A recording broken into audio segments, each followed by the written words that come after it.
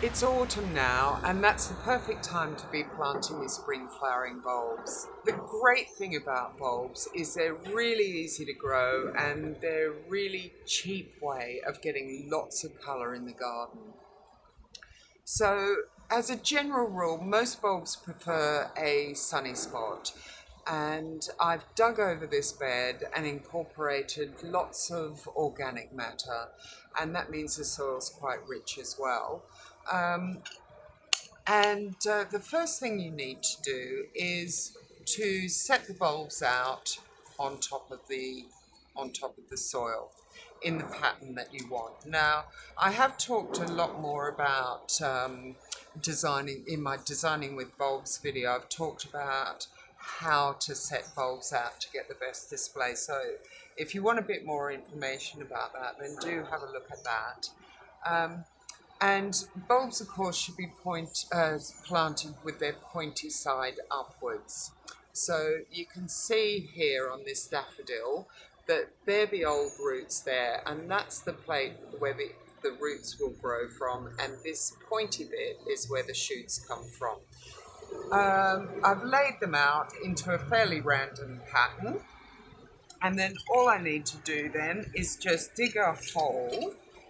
And another thing when planting bulbs is the depth is generally, as a very rough guide, say this bulb is about 2 inches tall, then it needs to be planted about 3 times the depth of that. So about 6 inches deep this bulb's going to be in.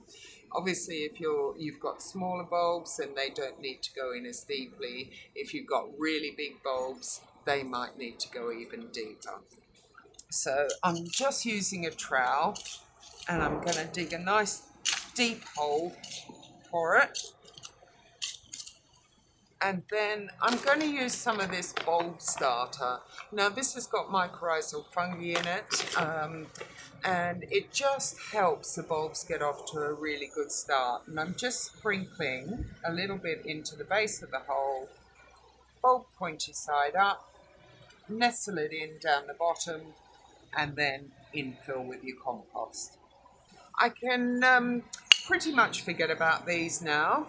And when they start to grow in the spring, obviously I'll need to keep them well fed, well watered, and most importantly, after they finish flowering, then it's really important, if you want them to come back and be nice and happy and healthy the following year, then don't cut the foliage off until it's died right back. So if they're planted in the lawn, don't mow the lawn. If they're planted in the border, just try and leave them intact. Don't cut them back, because you want all that energy that's stored in the leaf to be drawn back into the bulb. And that energy, which is stored, then goes on to create next year's growth.